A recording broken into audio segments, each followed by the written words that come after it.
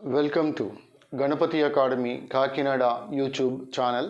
ఇప్పటివరకు ఎవరైనా ఈ యూట్యూబ్ ఛానల్ని సబ్స్క్రైబ్ చేసుకున్నట్లయితే వెంటనే సబ్స్క్రైబ్ చేసుకోండి. అదేవిధంగా గణపతి అకాడమీ టెలిగ్రామ్ ఛానల్లో కూడా మీరు జాయిన్ అయినట్లయితే చాలా జనరల్ స్టడీస్కి సంబంధించినటువంటి చాలా అంశాలను దానిలో కూడా అప్లోడ్ చేయడం జరుగుతూ ఉంది.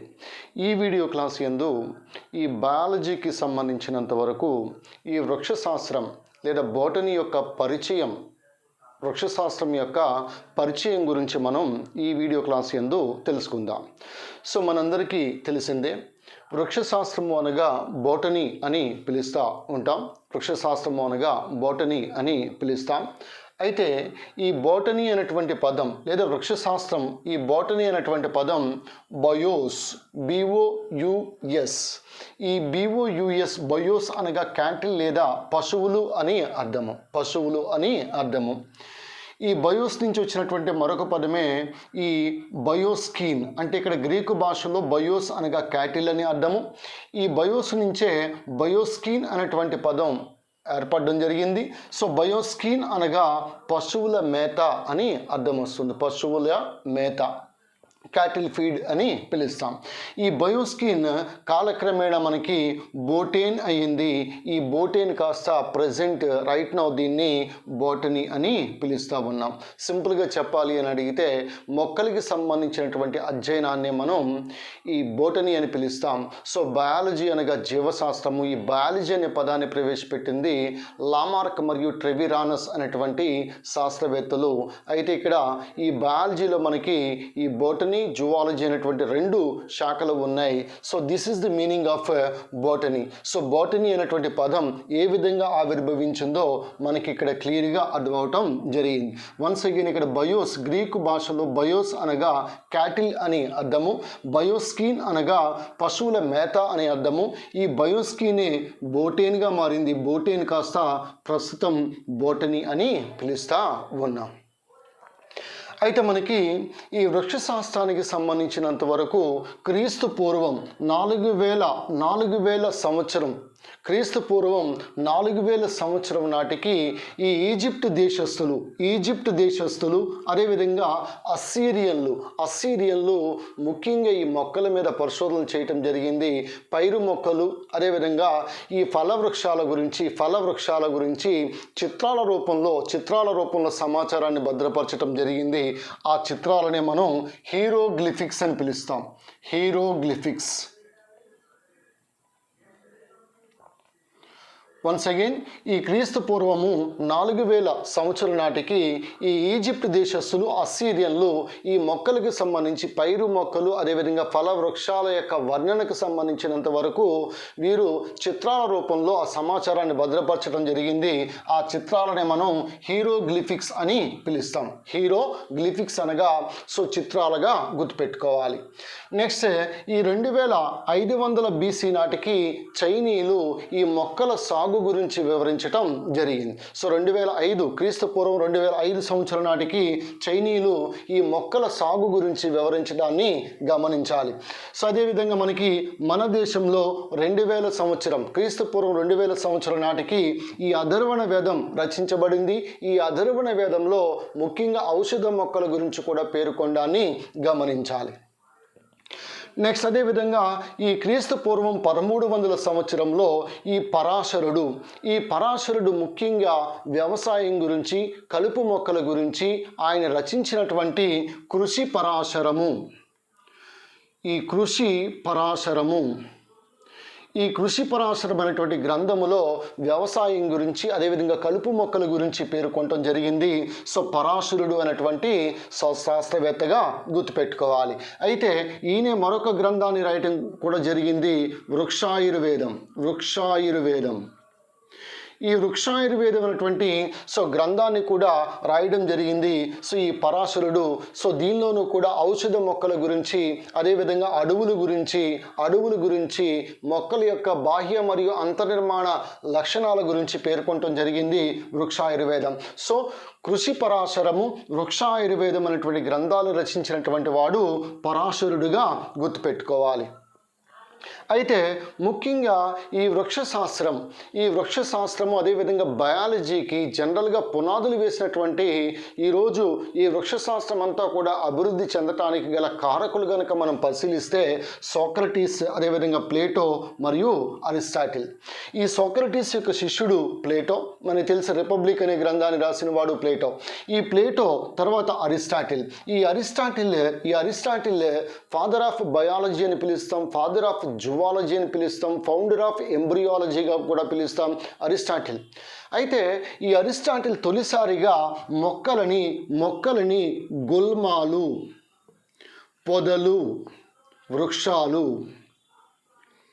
గుల్మాలు అనగా హెర్బ్స్ అని పిలుస్తాం, పొదలు అనగా ష్రబ్స్ అని పిలుస్తాం, వృక్షాలు అనగా ట్రీస్ అని పిలుస్తాం. సో జనరల్గా గుల్మాలు ఈ సైజులో ఉంటే, ఈ పొదలు అనేవి జనరల్గా ఈ సైజులో ఉంటే, నెక్స్ట్ వృక్షాలు అనేవి ఈ సైజులో ఉంటాయి, పొదలు దగ్గరగా సో ఉండటాన్ని మనం గమనించాలి. చిన్ని మొక్కలు గుల్మాలు, ఆ తర్వాత దగ్గరగా ఉండి గుల్మాల కంటే కాస్త పెద్దవిగా ఉన్నవి పొదలు, నెక్స్ట్ వృక్షాలు మనకి తెలిసిందే. ఈ విధంగా మొక్కలని గుల్మాలు, పొదలు, వృక్షాలు అనగా హెర్బ్స్, ష్రబ్స్ అండ్ ట్రీస్గా వర్గీకరించినటువంటి శాస్త్రవేత్త అరిస్టాటిల్గా గుర్తుపెట్టుకోవాలి. ఈ అరిస్టాటిల్ రాసినటువంటి గ్రంథము హిస్టోరియా యానిమేలియా అనేటువంటి గ్రంథాన్ని రాసిన వాడు అరిస్టాటిల్గా గుర్తుపెట్టుకోవాలి. సో గ్రీకు శాస్త్రవేత్త. ఈ అరిస్టాటిల్ యొక్క శిష్యుడే మనకు తెలిసింది అలెగ్జాండర్. అయితే ఈ అరిస్టాటిల్ జంతువులకు సంబంధించి జంతువులని ఎరుపు రక్తం గల జంతువులు, ఎరుపు రక్తం లేనటువంటి జంతువులుగా కూడా వర్గీకరించింది, తొలిసారిగా వర్గీకరించింది అరిస్టాటిల్గా మనం చెప్పుకుంటాం. Next Theophrastus. సో దాదాపుగా క్రీస్తు పూర్వం 360 సంవత్సరం కాలంలోనే ఈ మొక్కలకు సంబంధించి హిస్టోరియా ప్లాంటారం అనేటువంటి గ్రంథాన్ని రచించడం జరిగింది. ఈయన్నే మనం ఫాదర్ ఆఫ్ బోటనీ, వృక్షశాస్త్ర పితామహుడుగా పిలువబడే వ్యక్తి థియోఫ్రాస్టస్. అయితే భారతీయ వృక్షశాస్త్ర పితామహుడు విలియం రాక్స్బర్గ్గా గుర్తుపెట్టుకోవాలి. విలియం రాక్స్బర్గ్గా మనం గుర్తుపెట్టుకోవచ్చు. భారతీయ వృక్షశాస్త్ర పితామహుడు, father of Indian botany William Roxburgh, father of botany Theophrastus. క్రీస్తు పూర్వం 360 సంవత్సరంలోనే హిస్టోరియా ప్లాంటారం అనేటువంటి గ్రంథాన్ని రాయడం జరిగింది థియోఫ్రాస్టస్. ఆ తర్వాత మనకి హెర్బలిస్టుల యుగం. ఈ 16వ శతాబ్దము 17వ శతాబ్దాన్ని హెర్బలిస్టుల యుగము అని పిలుస్తాం. ఈ హెర్బల్స్ అనేటువంటి గ్రంథాలని రచించడాన్ని గమనించాలి. సో హెర్బల్స్ అనేవి గ్రంథాలుగా గుర్తుపెట్టుకోవచ్చు. హెర్బలిస్టుల యుగం అని 17వ శతాబ్దాన్ని మనం పిలుస్తాం. నెక్స్ట్ అదేవిధంగా గాస్పర్డ్ బాహిన్. ఈ గాస్పర్డ్ బాహిన్ దాదాపుగా ఈ శాస్త్రవేత్త 600 మొక్కల యొక్క వర్ణన మరియు తొలిసారిగా ద్వినామ నామకరణ విధానం, బైనామియల్ నామన్క్లేచర్, ఒక మొక్కకు కానీ ఒక జంతువు కానీ సో 2 పదాలతో కూడినటువంటి పేరు పెట్టడాన్నే జనరల్గా ద్వినామనామకరణం అని పిలుస్తాం. ఈ ద్వినామనామకరణ విధానాన్ని తొలిసారిగా ప్రవేశపెట్టింది గాస్పర్డ్ బాహిన్గా గుర్తుపెట్టుకోవాలి. తర్వాత వాడుకలోకి తెచ్చింది కరోలస్ వాన్ లిన్నేయస్. స్వీడన్ దేశానికి చెందినటువంటి లిన్నేయస్ వాడుకలోకి తేవడాన్ని గమనించాలి. నెక్స్ట్ అదేవిధంగా మనకి ఈ రాబర్ట్ హుక్ అనేటువంటి శాస్త్రవేత్త 1665వ సంవత్సరంలో సో నిర్జీవ కణాన్ని బెండు కణజాలంలో నిర్జీవ కణాన్ని గుర్తించడం జరిగింది రాబర్ట్ హుక్. సంవత్సరం కూడా 1665 సంవత్సరంలోనే ఈయన మైక్రోగ్రాఫీ అనేటువంటి గ్రంథాన్ని ప్రచురించటం జరిగింది. సో దానిలో పేర్కొనటం జరిగింది కణాన్ని తొలిసారిగా కనుగొన్నటువంటి శాస్త్రవేత్త Robert hook. Cell was first discovered by Robert hook అని మనం పిలుస్తాం. ఈయన్నే మనం ఫాదర్ ఆఫ్ సైటాలజీ లేదా సెల్ బయాలజీ అని కూడా పిలుస్తాం. Robert hook in the year 1665 he discovered cell in cork tissue. ఒక బెండులో నిర్జీవ కణాన్ని గుర్తించడం జరిగింది. మరి సజీవ కణాన్ని గుర్తించింది ఎవరు? Antonie van Leeuwenhoek. ఈ ఉల్లిపాయ యొక్క పొరలో సజీవ కణాన్ని గుర్తించింది యాంటోనీ వాన్ లీవెన్హాక్. ఈ యాంటోనీ వాన్ లీవెన్హాక్ బ్యాక్టీరియాను జీవస్థితిలో ఈ లివింగ్ కండిషన్లో బ్యాక్టీరియాను చూడడం జరిగింది. సో కావున బ్యాక్టీరియాను కనుగొన్న శాస్త్రవేత్త, శుక్రకణాన్ని కనుగొన్న శాస్త్రవేత్త, ప్రోటోజోవా జంతువులను కనుగొన్న శాస్త్రవేత్త, ఆర్బీసీ లేదా ఎర్రక్త కణాలను కనుగొన్న శాస్త్రవేత్త యాంటోనీ వాన్ లీవెన్ హాక్గా గుర్తుపెట్టుకోవచ్చు. నెక్స్ట్ కామరేరియస్. ఈ కామరేరియస్ మొక్కల్లో లైంగిక ప్రత్యుత్పత్తి గురించి పేర్కొనటం జరిగింది. ఈ మొక్కల్లో లైంగిక ప్రత్యుత్పత్తిని కనుగొన్న శాస్త్రవేత్త కామరేరియస్గా గుర్తుపెట్టుకోవచ్చు. Very very important. నెక్స్ట్ అదేవిధంగా లిన్నియస్. ఇదివరకే చెప్పాను, ఈ స్వీడన్ దేశానికి చెందినటువంటి ఈ లిన్నియస్ను వర్గీకరణ శాస్త్రవేత్త, ఫాదర్ ఆఫ్ టెక్సానమీ అని పిలుస్తాం, ఫాదర్ ఆఫ్ బైనామియల్ నామన్క్లేచర్, ద్వినామనామకరణ సిద్ధాంత పితామహుడు అంటాం, సిస్టమా న్యాచురే, స్పీషిస్ ప్లాంటారం అనే గ్రంథకర్త లిన్నియస్. అదేవిధంగా ఈ లిన్నియస్ లైంగిక వర్గీకరణ వ్యవస్థను కూడా ప్రవేశపెట్టడం జరిగింది. లైంగిక వర్గీకరణను తొలిసారిగా ప్రవేశపెట్టింది లిన్నియస్గా మనం చెప్పవచ్చు. సో కాబట్టి ఈయన్ని వర్గీకరణ శాస్త్రపిత, ఫాదర్ ఆఫ్ టెక్సానమీ అని పిలుస్తాం. లైంగిక వర్గీకరణను కూడా ప్రవేశపెట్టింది సో లిన్నియస్గా మనం గుర్తుపెట్టుకోవచ్చు. ఈయన రచించినటువంటి గ్రంథాలు Species Plantarum, Systema Naturae. Next Stephen Hales, very very important. ఈయన్నే మనం ఫాదర్ ఆఫ్ ప్లాంట్ ఫిజియాలజీ అని పిలుస్తాం. So father of plant physiology అనగా ఈ మొక్కలకు సంబంధించినంత వరకు ఈ వృక్ష శరీర ధర్మశాస్త్ర పితగా పేర్కొనబడే వ్యక్తి ఈ స్టీఫెన్ హెల్స్. ఈయన కనుగొన్నది ఏంటి?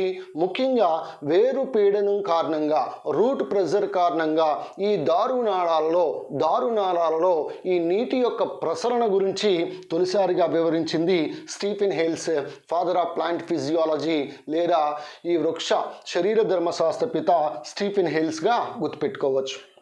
Next Joseph Priestley. ఈ వాతావరణంలోకి మొక్కలు ఈ విషపూరిత కార్బన్ డైఆక్సైడ్ని గ్రహించి సో స్వచ్ఛమైనటువంటి ఆక్సిజన్ని బయటికి విడుదల చేస్తాయని పేర్కొన్నది జోసెఫ్ ప్రిస్లీ. అలాగే ఈ మెండల్, ముఖ్యంగా ఈ చెకోస్లోవేకియా దేశానికి చెందినటువంటి ఈ జన్యుశాస్త్ర పిత జాన్ గ్రిగర్ మెండల్. ఈ జాన్ గ్రిగర్ మెండల్ ఈ బఠానీ మొక్కని మనం పైజం సెటైవం అని పిలుస్తాం. పైజం సెటైవం. ఈ పైజం సెటైవం అనేటువంటి మొక్కలో 14 క్రోమోజోములు ఉంటాయి. అయితే ఈ పైజం సెటైవం అనేటువంటి మొక్క బఠానీ మొక్కల సంకరణ ప్రయోగాలని గుర్తించింది, చేసినటువంటి వ్యక్తి జాన్ గ్రిగర్ మెండల్గా గుర్తుపెట్టుకోవాలి. ఈయన 1866 సంవత్సరంలో ఆనువంశిక సూత్రాలు, సో ప్రిన్సిపల్స్ ఆఫ్ ఇన్హెరిటెన్స్, లేదంటే ఇన్హెరిటెన్స్ లాస్ ఆఫ్ ఇన్హెరిటెన్స్, ఈ అనువంశిక సూత్రాలని ప్రతిపాదించటం జరిగింది. సో మెండల్, ఈయన్ని మనం ఫాదర్ ఆఫ్ జెనెటిక్స్ అని పిలుస్తాం. మదర్ ఆఫ్ జెనెటిక్స్ అంటే బఠానీ, సిండ్రెల్లా ఆఫ్ జెనెటిక్స్ అంటే డ్రాసోఫిలా ఏగా లేదా ఫ్రూట్ ఫ్లై లేదా పండ్ల ఏగా అని పిలుస్తాం. నెక్స్ట్ అదేవిధంగా ఆవరణ శాస్త్రానికి పునాదులు వేసినటువంటి శాస్త్రవేత్త జర్మనీకి చెందినటువంటి ఎర్నెస్ట్ హెకెల్. అయితే మనకి ఈ ఎర్నెస్ట్ మేయర్ అనేటువంటి ఒక శాస్త్రవేత్త కూడా ఉన్నాడు. Ernest mayor.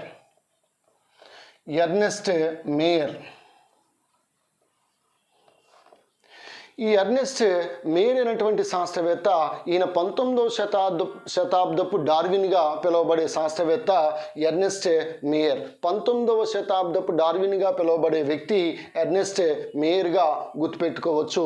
సో ఈయన గురించి తర్వాత మీకు తదుపరి వీడియోలో వివరించటం జరుగుతుంది. సో కాబట్టి ఇక్కడ ఈ హెకెల్ ఆవరణ శాస్త్రానికి పునాదులు వేసినటువంటి శాస్త్రవేత్త ఎర్నెస్ట్ హెకెల్. ఆవరణ శాస్త్రం లేదా ఇకాలజీ అనే పదాన్ని ప్రవేశపెట్టింది Reiter. Father of ecology is also Reiter. Father of modern ecology is Odum. ఆవరణ వ్యవస్థ అనే పదాన్ని ప్రవేశపెట్టింది టాన్సలే. అదేవిధంగా ఆవరణ పిరమిడ్లు అనే భావన తీసుకొచ్చింది చార్లెస్ ఎల్టన్ అనేటువంటి శాస్త్రవేత్త. భారతీయ ఇకాలజీ పిత ఆర్డి మిశ్రా. భారతీయ ఆవరణ శాస్త్ర పితామహుడు RD Ramdev Mishra. Next Darwin, Charles Darwin. ఈ చార్లెస్ డార్విన్ అనేటువంటి శాస్త్రవేత్త ప్రకృతి వర్ణ సిద్ధాంతాన్ని ప్రవేశపెట్టడం జరిగింది. సో జీవపరిణామానికి సంబంధించి థియరీ ఆఫ్ న్యాచురల్ సెలెక్షన్, ప్రకృతి వర్ణ సిద్ధాంతాన్ని ప్రవేశపెట్టడం జరిగింది చార్లెస్ డార్విన్. సో కావున ఈయన వైవిధ్యాల గురించి పేర్కొనడం జరిగింది. అలాగే జీవపరిణామానికి సంబంధించి ప్రకృతి వర్ణ సిద్ధాంతాన్ని ప్రతిపాదించిన వ్యక్తి చార్లెస్ డార్విన్. నెక్స్ట్ బుక్నర్. ఈ 1898 సంవత్సరంలో ఈస్ట్ కణాల నుండి, ఈస్ట్ ఏకకణ శిలీంధ్రాలు, ఈస్ట్ యూనిసెల్యులార్ ఫంగై, ఈస్ట్ కణాల నుంచి ఈ బుక్నర్ అనే శాస్త్రవేత్త జైమేస్ అనే ఎంజైమ్ని వేరు చేయడాన్ని గమనించాలి. అదేవిధంగా మనకి హ్యూగో డివరీస్. ఈ హ్యూగో డివరీస్ అనేటువంటి శాస్త్రవేత్త ఉత్పరివర్తన సిద్ధాంతం, జీవుల్లో కలిగే ఆకస్మిక మార్పులని ఉత్పరివర్తనాలు లేదంటే మ్యుటేషన్స్ అని పిలుస్తాం. ఈ ఉత్పరివర్తన సిద్ధాంతాన్ని ప్రవేశపెట్టింది హ్యూగో డివరీస్. సో అదేవిధంగా మనకి సట్టన్ మరియు బవేరీ క్రోమోజోముల అనువంశిక సిద్ధాంతం, క్రోమోజోముల అనువంశిక సిద్ధాంతం. సో కాబట్టి chromosomal theory of inheritance, chromosomal theory of inheritance లేదా క్రోమోజోముల అనువంశిక సిద్ధాంతాన్ని ప్రతిపాదించింది ఈ సట్టన్ మరియు బవేరీ. అదేవిధంగా వాట్సన్ మరియు క్రిక్ 1953 సంవత్సరంలో ఈ డిఎన్ఏ, డిఆక్సిరైబో న్యూక్లిక్ ఆమ్లం యొక్క ఈ ద్విసర్పిల నిర్మాణాన్ని కనుగొన్నది వాట్సన్ మరియు క్రిక్, డిఎన్ఏ నిర్మాణం. హరగోబింద్ ఖరోనా భారత సంతతికి చెందినటువంటి శాస్త్రవేత్త కృత్రిమ జన్యువును తయారు చేయడం జరిగింది. సో కానీ కృత్రిమ జన్యువును సంశ్లేషించింది, ఆర్టిఫిషియల్ జీన్ని సంశ్లేషించింది హరగోబింద్ ఖరోనా అని పిలుస్తాం. ఈయనకి నోబెల్ అవార్డు కూడా లభించడాన్ని గమనించాలి వైద్య శాస్త్రంలో. Next Zacharias Janssen. ఈ జకేరియస్ జాన్సన్ అనేటువంటి శాస్త్రవేత్త ముఖ్యంగా కాంపౌండ్ మైక్రోస్కోప్ లేకపోతే సంయుక్త సూక్ష్మదర్శిని కనుగొన్నది జకేరియస్ జాన్సన్. ఎలక్ట్రాన్ సూక్ష్మదర్శిని కనుగొన్నది నాల్ మరియు రుస్కా. ఈ కాంపౌండ్ మైక్రోస్కోప్ కంటే ఎలక్ట్రాన్ మైక్రోస్కోప్లో చాలా చిన్ని వస్తువుని, చిన్ని జీవిని ఎన్నో రెట్లు మనం చూడవచ్చు. సో కావున ఇక్కడ కాంపౌండ్ మైక్రోస్కోప్ సంయుక్త సూక్ష్మదర్శిని కనుగొన్నది జకేరియస్ జాన్సన్, కానీ ఎలక్ట్రాన్ మైక్రోస్కోప్ని కనుగొన్నది నాల్ మరియు రుస్కా. అలాగే మొక్కల్లో ఈ ఆక్సిన్లను కనుగొన్నది ఎఫ్డబ్ల్యూ వెంట్. ఆక్సిన్, వృక్ష హార్మోన్ అయినటువంటి ఆక్సిన్లు కనుగొన్నది ఎఫ్డబ్ల్యూ వెంట్. అలాగే జేబీ సమ్నర్, ఈయన యూరియేజ్ అనేటువంటి ఎంజైమ్ని స్ఫటికీకరించడం జరిగింది, స్ఫటిక రూపంలో తయారు చేయడం జరిగింది యూరియేజ్ అనేటువంటి enzyme. Very very important, urease. ఇది పనసపిక్కల్లో లభిస్తుంది. యూరియేజ్ అత్యంత భారయుతమైనటువంటి ఎంజైమ్ యూరియేజ్. దీన్ని స్ఫటిక రూపంలో తయారు చేసింది లేదా స్ఫటికీకరించింది, సో క్రిస్టలైజ్డ్ ఫామ్లో తయారు చేసింది జేబీ సమ్మనర్. బుక్నర్ అనగానే జైమేస్ ఎంజైమ్ గుర్తుపెట్టుకోవాలి, సమ్మనర్ అనగానే యూరియేజ్ ఎంజైమ్ గుర్తుపెట్టుకోవాలి. సో ఇది జనరల్గా మనకి ఈ శాస్త్రవేత్తలు ఈ వృక్ష శాస్త్రానికి చేసినటువంటి సేవల్లో భాగంగా మనం ఇక్కడ చెప్పుకోవడం జరిగింది. ఇంకా చాలామంది శాస్త్రవేత్తలు మనకి తదుపరి వీడియోలో మన కంటెంట్లోకి వెళ్ళినప్పుడు తిరిగి వీళ్ళందరూ మళ్ళీ అక్కడ మళ్ళీ రావడం అనేది జరుగుతూ ఉంది. సో ఇది జనరల్గా మనకి ఈ వృక్ష శాస్త్రము పరిచయానికి సంబంధించింది. అయితే దీనిలో భాగంగా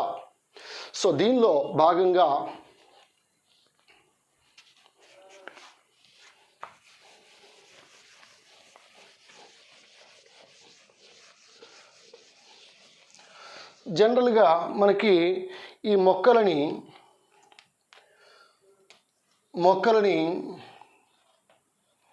రెండు రకాలుగా వర్గీకరించుకుంటాం. ఒకటి క్రిప్టోగ్యామ్స్, రెండు ఫెనిరోగ్యామ్స్.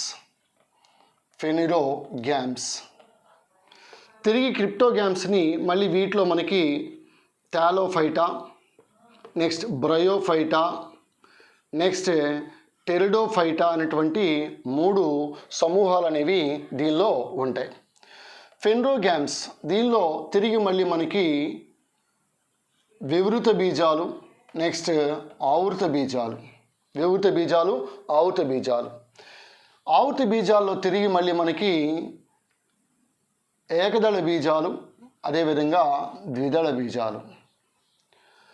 ఈ థాలోఫైటాలో తిరిగి మళ్ళీ మనకి ఆల్గే అనగా శైవలాలు, అదేవిధంగా ఫంగై అనగా శిలీంధ్రాలు. ఒకసారి మొక్కల యొక్క వర్గీకరణను పరిశీలించండి. Plants are actually classified into two groups. One is cryptogams and second one is phanerogams. Cryptogams they are called as non flowering plants, whereas phanerogams they are called as flowering plants. Again, cryptogams they are classified into three groups. One is Thallophyta, second one is Bryophyta, and third one is Pteridophyta. Again, Phanerogams they are classified into one is Gymnosperms, one is Gymnosperms, and second one is Angiosperms. Again, Angiosperms they are classified into monocotyledons and dicotyledons. అనగా ఇక్కడ మొక్కలని పుష్పించని మొక్కలు, పుష్పించే మొక్కలుగా మనం వర్గీకరిస్తాం. పుష్పించని మొక్కలని cryptogams అని పిలుస్తాం. ఈ క్రిప్టోగ్యామ్స్లో మళ్ళీ మనకి మూడు సమూహాలు ఉంటాయి. ఒకటి థాలోఫైటా, రెండు బ్రయోఫైటా, మూడు టెరిడోఫైటా. థాలోఫైటాలో తిరిగి మళ్ళీ ఆల్గే అనగా శైవలాలు, అదేవిధంగా ఫంగై అనగా శిలీంధ్రాలు ఉంటాయి. నెక్స్ట్ ఫెనిరోగ్యామ్స్ అనగా పుష్పించే మొక్కలు. వీటిని తిరిగి రెండు సమూహాలుగా వర్గీకరించుకుంటాం. ఒకటి వివృత బీజాలు, రెండు ఆవృత బీజాలు. సో తిరిగి ఆవృత బీజాలని ఏకదళ బీజాలు, ద్విదళ బీజాలుగా వర్గీకరించుకుంటాం. ఏకదళ బీజాలు అనగా మోనోకాటిలిడెన్స్, ద్విదళ బీజాలు అనగా డైకాటిలిడెన్స్ అని పిలుస్తూ ఉన్నాం. అయితే తదుపరి వీడియోలో మనం ఈ వృక్ష శాస్త్రానికి సంబంధించినంత వరకు మనకి ఈ వర్గీకరణకి సంబంధించి, అదేవిధంగా హెర్బేరియంకి సంబంధించి, ఆయా రకాలైనటువంటి సంస్థలకి సంబంధించి, సో ద్వినామనామకరణ విధానాన్ని గురించి, సో అదేవిధంగా జాతి, ప్రజాతి, సో కుటుంబము, నెక్స్ట్ క్రమము, విభాగము లేదా తరగతి, వర్గము, రాజ్యము, ఏడు టెగ్జాన్లు ఉంటాయి. సో ఆ 7 టెగ్జాన్ల గురించి, సో మొత్తానికి జాతి అంటే ఏంటి, ఇలాంటి సమాచారం అంతా మనం తదుపరి వీడియోలో చెప్పుకున్న తర్వాత మనం ఈ మొక్కల యొక్క బాహ్య స్వరూప శాస్త్రానికి సంబంధించి వేరు వ్యవస్థ దగ్గర నుంచి మొదలు పెట్టుకుని మొత్తం వేరు వ్యవస్థ, తర్వాత వేరు, కాండము, సో నెక్స్ట్ పత్రము, ఫలము, పుష్పము, ఈ విధంగా మనం ముందుకి వెళ్దాం. ఇది మొక్కల వర్గీకరణకి సంబంధించినంత వరకు. సో తదుపరి వీడియోలో ఈ మొక్కల వర్గీకరణ సంబంధించినంత వరకు దీన్ని కూడా పూర్తిగా మనం ద్విదళ బీజాల వరకు కూడా అనగా శైవలాలు, శిలీంధ్రాలు, బ్రయోఫైట్స్ గురించి, టెరిడోఫైట్స్ గురించి, ఈ శైవలాల ఆర్థిక ప్రాముఖ్యత గురించి, శిలీంధ్రాల ఆర్థిక ప్రాముఖ్యత గురించి, వాటి వల్ల కలిగే వ్యాధుల గురించి, లైకెన్స్ గురించి, అదేవిధంగా వివృత బీజ మొక్కల గురించి, అతి పొడవైన మొక్క, సో అతి చిన్న మొక్క దగ్గర నుంచి అతి పెద్ద పుష్పము, అతి చిన్న పుష్పము, రకరకాలైనటువంటి అంశాలన్నీ కూడా మనం తదుపరి వీడియోలో తెలుసుకుందాం. This is Ganapathi sir from Ganapathi academy, Kakinada, Andhra Pradesh. Meet you tomorrow. Thank you.